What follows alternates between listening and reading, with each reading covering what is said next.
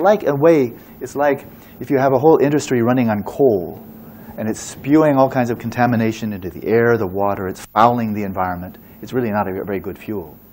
And you say, well, this is really not a very good way to run this company. Could we gradually shift over to solar? And so there may be a little bit of, bit of struggle shifting over, maybe more expense, of course, but by the time you shift over and the lights are working on solar, and then this engine and the refrigerators are going on solar, then gradually you can just shut down and you find, oh, but now I don't need the coal at all anymore. All right? And now that's a very clean form of energy. The kind of well-being, the sense of happiness, of contentment you get through mindfulness of breathing is like solar. No contamination. So that's it. Review it, but with not a lot of craving. One feels bliss sometimes during meditation. Is it normal? Where does the bliss come from? Should one focus on that? Okay? People have different constitutions. And I'm speaking of psychophysiological constitutions. And of course, we all, from a Buddhist perspective, we're all coming into this life with just a massive, each of us unique configuration of our own mental imprints and so forth, so momentum from past lives. So if we've had a lot of experience in meditation in past lives, we may just slip into this like a seal slips off an ice floe into the water, just like, so easy. And for others with not so much background in the past, then it may be a bit rockier, a bit more challenging. But let alone that, some people are naturally inclined. They start meditating. Some people start experiencing bliss sporadically very early in the meditation. Where does that come from? It comes from two things. I'm speaking Mahayana, which is not incompatible with Theravada, but it's drawn out more explicitly in Mahayana. And in Indian Ayurvedic medicine, in traditional Tibetan medicine, in Chinese medicine. And that is qi, or prana, these flows of energy. And when we're sitting upright, the body is balanced, this relaxation, stability, vividness. The body is poised in balance, and then the energy starts flowing properly, not getting clogged, blocked, and so forth by bad posture, by anger, anxiety, depression, so forth and so on. All of that blocks the energies. So you're sitting there, the mind is at rest, settling into equilibrium. Your body is straight and in equilibrium. When the prana start flowing properly, you can experience a physical bliss. And that happens. It's a symptom of the prana flowing correctly, and the correlate to that, mentally, is the mind settling into equipoise. Lo and behold, the natural emotion or feeling of the mind when it's established in equipoise is bliss. It's just one of the greatest discoveries about the mind ever made, and modern psychology hasn't made it yet. Modern psychology is still saying, you have to have a lot of network of friends that will make you happy. I just wrote to the journalist for the Newsweek, because she was critiquing. She said, with all this, if you watch the news, there have been about a dozen articles, at least over the last couple of days, saying, if you have a circle of happy friends, then for every friend you have, you'll be 15% happier. Well, I did the math. All I need is 8 good friends, and I'll be happy all the time. But who believes that? But then for every unhappy friend you have, you're going to go down 7%. So this article, I know that this woman, she's a science writer for Newsweek, Sharon Bagley, I know her personally. She wrote, I think very well, said, what are we supposed to do, dump all our unhappy friends? And then give them one more reason to be unhappy? So clearly that's not the solution, right? But this is where psychology is. It's so extroverted, it's so out there. What out there will make me happy? It hasn't dawned on them yet that the root causes of unhappiness are not my friends, or the environment, or the economy, or who's president, blah, blah, blah. It's really what's going on in the mind, right? So a single cell, what's it called? Solitary confinement in prison. Really heavy punishment, right? Really miserable. You're just locked in a cell, and then these people get really unhappy really quickly, and that's pretty severe in punishment. Now, what do the yogis do? They lock themselves into a cell, and they experience bliss. Similar cell, they both got a cell. One's blissing out, the other one's getting depressed as hell. Why? It's not because of the cell. A cell is a cell. They both have mediocre food, right? It's the mind, right? So, where's the bliss coming from? It's coming from your own mind when it's established in equilibrium. That's where it's coming from. Is it normal? It is for some people. But it's important then not to focus on that, because it could just be a distraction. Just let it arise, let it be. But to deepen the practice, just stay the course. Just continue focusing on your object of mindfulness. And that will take you much deeper. Okay? So, what are the signs that one has? What are the signs when one accesses the first jhana? When you achieve access to the first jhana? It's a very big question. I'll give a very brief answer, but I've written a book that lays this out, I think, with a lot of detail, and it's called The Attention Revolution. And it draws extensively from the Theravada tradition and the Mahayana tradition. I think it shows how they interrelate. But very brief, because it needs to be a detailed discussion, and I won't take the time now. Time is running out. Access to the first jhana. This means it's prior to the full attainment of jhana. It's on the threshold, right on the access, right on the cusp. At that point, and there are people, I just spoke with Bhante about this evening. He is confident there are still some people who are still achieving this. I've spoken with the Dalai Lama about this. It's still being achieved, not by a lot of people, but not impossible. You just need to bring together all the causes and conditions, including a conducive environment. You practice shamatha with whatever authentic method, like mindfulness of breathing, and gradually the stability increases, the clarity becomes enhanced. You can meditate for 1, 2, 3, 4 hours at a stretch when you're really getting a long way along the path. Gradually your senses implode, not because you're putting earplugs in. Your awareness is simply withdrawn from the auditory. So we heard that noise, whatever it was. After a while, you just wouldn't hear it. Your eyes may be a little bit open, but you're not picking up sights. Your tactile sensations, your body is still giving you messages, but you feel disembodied because you're just not picking it up. The mind, like a river, all being channeled into one channel. All of your awareness is going into the mental, and it's going in with great stability, great clarity. You're wide awake, but just focusing now on your, on the meditative object. And then when you actually achieve access to the first jhana, you achieve shamatha, then there's a type of discontinuity. Now, by the way, the practice, the course, the progress along the path of shamatha, if we think of this as a graph from your left to your right, it does not go like this.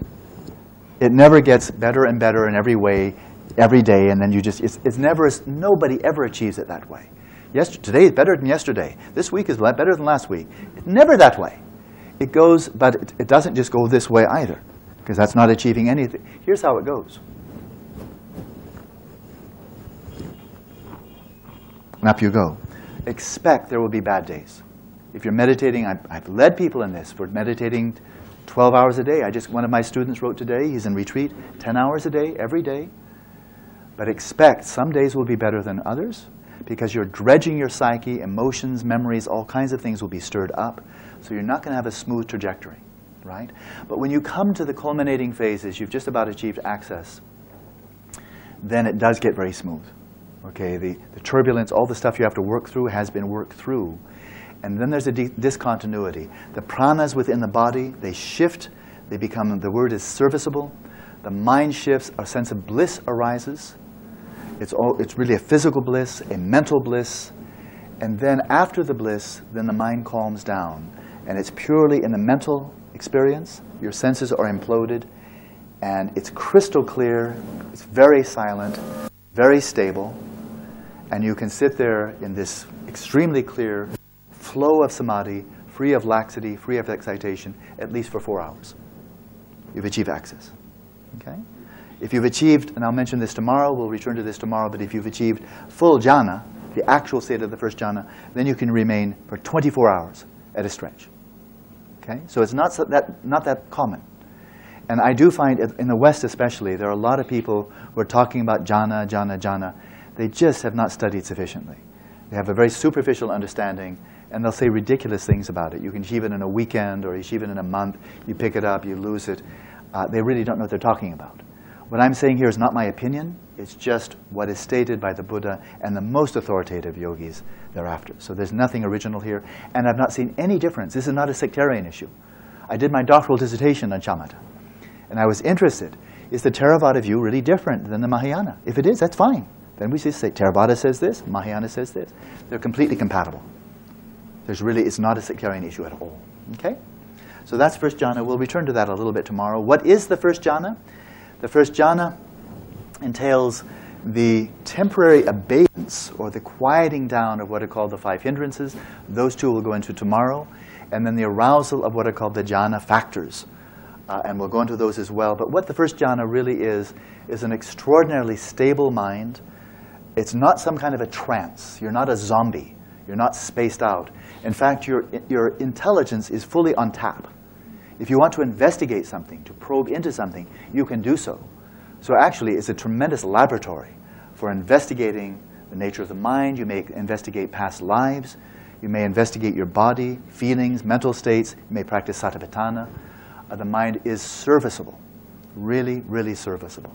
So it's kind of like the platform for professional meditation. From one criterion, until you've achieved the first jhana, or at least access to the first jhana, you're a novice. You're like an undergraduate.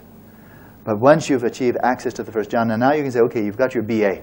Now you're ready for graduate work. Something like that. Okay? How does one know when one is in the first jhana? It's going to be, it won't just happen one day out of the blue. And that is, you will follow a trajectory of greater and greater attention. You'll achieve access to the first jhana, which is, it will be very memorable. That is, you won't kind of think, sometime last year I think I achieved the access to the first jhana. When you achieve access to the first jhana, you'll remember it. It took place on the afternoon of Tuesday. Bum, bum, bum. You'll know the specific time. It will be a very memorable event. Okay? And then the actual state of the first jhana is just a deeper stabilization of this profound samadhi, this marvelous equilibrium that you achieved with the access. So the access is not quite as stable. The full jhana is more stable. Okay? But it's imbued with 5 factors of jhana. You're free of 5 hindrances. So that's how you know. And how you know is really, if you're practicing very intensely, then you should be in some collaboration with a qualified teacher. That's really a major, point of reality check. How is attaining a jhana related to stream entry? Are they synonymous? Absolutely not synonymous. Speaking with Bhante, I think it was last night, he said there's a fairly broad consensus, not absolute consensus, but he said it was the very common view in the Theravada tradition. It turns out to be the same common view in the Mahayana tradition. And that is to achieve stream entry. So the Arya Marga, the path of the Arya, and the stream entry, once returner, non-returner, and then Arhat. To achieve Marga, to achieve the path that is irreversible. Right? You'll never again, if you achieve Marga, you'll never again, no chance of falling into any lower realm. Right? You've achieved something irreversible. For that, at least access to the first jhana is necessary. Because if you don't have that, the mind is still oscillating between excitation, dullness, a very poor partner for vipassana. So you want to have a very fit mind. We're really talking about mental fitness here. A very fit, a very healthy, a very balanced mind that is the appropriate companion to be unified with vipassana. So not everybody agrees with this, but the Mahayana tradition, quite uniform, and Bhante was telling me the Theravada tradition, this is the prevalent view. I think it makes really good sense. And I'm reading right now, in fact, I would be happy to share this with you. There's a book that's, it's out of print now, and if you go to Amazon.com, it will cost you $100 to get it. It was a private publication by a very knowledgeable Theravada monk named Kaminda Thera, called Serenity and Insight. It's very, very good, and I have it as a PDF file, and he offered it for free distribution. So if anybody would like it, I can send it to your Sangha here. All you need is a computer or a thumb drive. Download it. It's very good scholarship, and he gives a strong argument, all based on the suttas and the most authoritative commentaries, that the first jhana is just necessary for achieving the marga, for achieving stream entry, and so forth and so on. Okay? And he draws right from the words of the Buddha. I think it's a very compelling argument. So if Sinto, if you like it, just remind me. It's seconds away. Okay, it's a friend of mine, a student of mine, scanned it all and put it on a PDF file, or he scanned it, so I have it on the computer. So they're not synonymous. You may, if you achieve jhana, you've not necessarily achieved stream entry. The jhana is achieved by non-Buddhists, and it was achieved long before the Buddha ever came along. But the stream entry entails the unification of jhana and insight, shamatha vipassana, at least access to the first jhana. Okay? After focusing on the breath at my nose, I get disconnected from my body. I find doing a brief body scan every couple of minutes very pleasant. Should I stop doing that? It depends on whether you want to achieve shamatha or not. If you're practicing satipatthana, kaya satipatthana, the close application of mindfulness to the body with a view to gaining insight into the nature of the body, permanent, impermanent, and so forth, then by all means you can scan through the body, inspect the body, you're observing it, investigating it, fine. But if you're going for shamatha, you don't wobble around. You don't focus here and then, oh, over there. You don't, one monk that I was teaching just recently said, oh, I like to practice shamatha but also be kind of aware of the environment.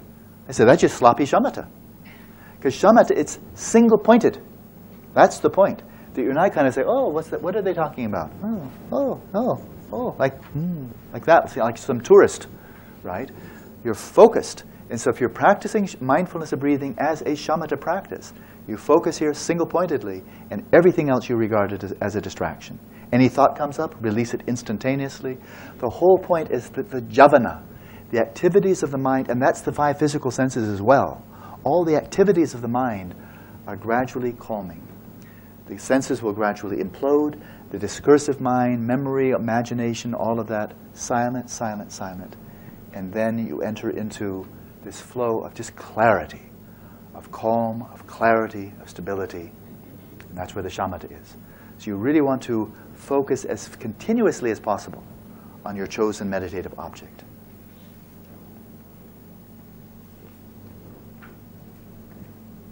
Is Lamrim meditation vipassana or shamatha or both? Okay, this is from the Tibetan tradition. Lamrim means stages of the path. This particular sequence of meditations was first devised in the 11th century by Atisha, one of the great, great contemplatives and scholars of India, of the Mahayana tradition. And it's really what it's designed to do. It's largely a discursive practice of contemplating, reflecting upon aspects of reality that give rise to a strong sense of disillusionment with samsara and a great aspiration for nirvana, which we call then renunciation. Out of renunciation, then one cultivates bodhicitta, drawn from very deep compassion, loving kindness, brings forth the aspiration to achieve enlightenment for the sake of all sentient beings, entering the path of a bodhisattva. That's what this path is about. And then with that basis, then one cultivates generosity, ethics, patience, enthusiasm, and then meditation, which is dhyana. And so the dhyana comes in the lamrim, and there are many. I've translated some lamrims. There are multiple ones that are extremely good. Shamatha is included in lamrim. It's not the same. On the basis of shamatha, you practice vipassana. So shamatha is the basis for vipassana. Vipassana is not the basis for shamatha. Okay? There's a sequence. And it's like you first get a telescope and then you use it. You don't try to become an astronomer first and get your telescope later. Right? So it's a pretty close analogy. So the lamrim includes shamatha and vipassana with a motivation first of renunciation and then bodhicitta. When you say watching the mind, who is watching the mind? Mind watching itself? Well, very good question.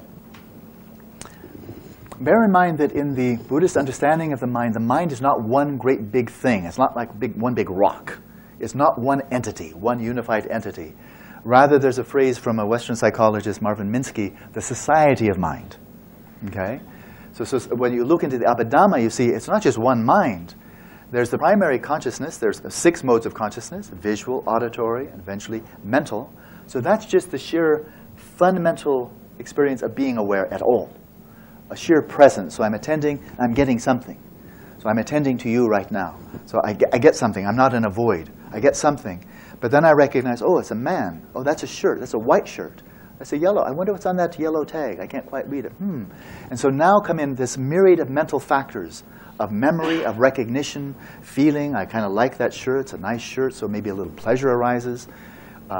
Whatever. But so we have this wide array, 51, 52 mental factors. And they come in clusters. They operate together. And so when we say observing the mind, in this particular case, what's doing the observing? Well, it's not one thing observing itself, but rather it's a particular mental factor called samprajanya, or introspection, and it's monitoring what?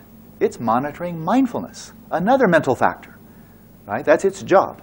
Now, there are other things like emotions and so forth and so on that may be going on as well, but when you're doing this practice, it is one faculty observing another faculty, monitoring the mindfulness, and then doing so discerningly, seeing whether other mental factors come in. Laxity is a mental factor. Excitation is a mental factor, right? So it's monitoring mindfulness to see whether mindfulness is being invaded by, or being crunched by, crippled by, the invasion of laxity or excitation. And then, once you recognize it, then you draw on mindfulness as in memory, remembering what to do, and then you draw on another mental factor, intention, volition, to do something, namely relax or arouse your attention. You see that attention is restored, then you relax your will. You no longer are doing anything, except for now the will is just applied to mindfulness towards the object. So think of the mind as a multitude of mental factors operating, and some will come in whole clusters. So when anger is there, for example, so anger or hatred, loving kindness will be nowhere in sight, right? So you cannot simultaneously in one instant have wholesome mental factors and unwholesome mental factors. So they come in like gangs, right? And they will dominate your fundamental awareness. They'll flavor it, but it's like one palace coup after another. I was told this evening, over the last 50 years, how many governments have there been in Thailand? So it keeps on, this is not a criticism, but just that there have been a lot of governments, so they move in and it's another government, right? And so it's like the primary consciousness is like the king, and these hosts of mental factors, these clusters of mental factors, are like multiple cabinets or multiple parliaments that come in, and then they influence the king and so forth. So that's what it is. It's not just one thing observing itself. So, well, we have maybe 3 more minutes, and they're stacking up faster than I can speak. Oh, yeah. Can you please elaborate setting the intention for dream yoga? It's a whole practice. There's a really good book on this. There are a number of good books from Buddhism, but in terms of just venturing into this practice, there's a man who is the world expert, and I'm happy to say he's a good friend of mine. His name is Stephen LaBerge. Stephen LaBerge, L-A-B-E-R-G-E. He's an American, and he and I were at Stanford together. He is actually the world expert on lucid dreaming as a modern scientific discipline. Okay? And he and I have led now about 6 10-day retreats together where he brings in the science, I bring in the Buddhism, dream yoga. So we've had a lot of fun. He's written a very good book on this topic. So I think that will be my answer rather than trying to spend, it would need to be a lot of time here. It's called Exploring the World of Lucid Dreaming. It's in paperback. It's quite inexpensive. It's the best book out there of just drawing from modern science and very practical techniques for developing the ability to be aware that you're dreaming while you're dreaming, and then start to explore the nature of dream reality. Okay? And dream yoga goes further than that, and there are a number of good books on dream yoga as well. So there's that. I used to meditate a few years ago and was very much aware of the breath at the nostrils. Then I stopped practicing for the last 4 years. Since starting to meditate, I find that I am unable to find the breath at the nostrils. I'm aware that I'm breathing, but no breath. What can I do? Well, this is why I teach mindfulness of breathing in 3 different phases. When you're breathing, are you aware that you're breathing at all? Well, chances are you are. Do you know when the in-breath is happening, when the out-breath is happening? Do you know when it's happening when your eyes are closed, or do you have to look at your belly? Well, I think we all know we don't have to look, right? I know. How do we know? Even if you're breathing very silently, you don't have to necessarily hear it. Right? You may, but you may not. So you know whether you're breathing, whether or not you can hear it, whether or not you can see your belly going up and down. Tactile awareness. So for starters, give yourself a nice, easy exercise. Sit or lie down. Sometimes you may find this, especially, I'm sure many of you work very hard. At the end of the day, morning, best time to meditate in the morning before your day starts. Every day I do, unless I have a very early plane to catch. At the end of the day, 5, 6, 7 o'clock, you may feel physically really kind of tired. And you think, I could go off to the cushion and I could sit there like this, and your mind may just, oh, I can't even stand the thought, I'm too tired. I'm pooped. It's been a tough day. And I understand. I sympathize. Sometimes you're just physically tired. And the notion of sitting in the proper position and so forth, I'm not up to it. What's on television, right? But now consider this. End of the day, you're just as tired, but it's only 7 o'clock. You're not ready for bed. You're not going to go to bed at 7 o'clock. So what are you going to do? You're tired, but you're not ready for bed. Imagine this. Go into your bedroom, very soft light, close the door, and imagine just lying on the top of your bed with your arms out, And just breathing. How hard is that? Right? And then breathe again. And every out-breath, just all the cares of the day, the troubles of the day, the anxieties, the anticipations, the hopes and fears, every out-breath, just let it go. And let your awareness just sink into the body and be aware of the earth element supporting your whole body. And just breathe in, breathe out, and aware of the sensations of the breath wherever they arise in the body. Very gentle. That doesn't sound too daunting to me, right? Even if you're really tired. So you might be able, and that can be very, very helpful at the end of the day. And just before you go to bed, to spend even 5 minutes before you try to fall asleep, just a bit of shamatha can be very helpful. So if you can't find the sensations at the nostrils, no problem. Find the sensations anywhere in the body. And then you're probably, if you're breathing, whether if you're lying down or you're sitting up, you can probably feel your belly going up and down. That's pretty obvious. And when the whole mind calms down, almost like a snow globe. You've all seen a snow globe. You shake it up and you see all the little, looks like snow. But what happens when it settles down? Then you can see right through it. We've all seen that. It becomes transparent, clear. When the mind settles down, the turbulence, the flurry of all the thoughts, hopes, fears, memories, all the stuff going on in the mind, it can obscure almost anything. But when the mind settles down, then the sensations here at the nostrils will be perfectly clear. It's like imagine going to a concert, and there's a solo, and the soloist is playing a piccolo. So a very subtle instrument, right? Or maybe a classical guitar, right? But you're in an auditorium with 1,000 people, right? And the performance hasn't started yet. So everybody going blah, blah, blah, blah, blah, blah, blah, blah, blah, blah, blah, blah, blah, blah, blah. Everybody's talking, opening things, moving around, and so forth.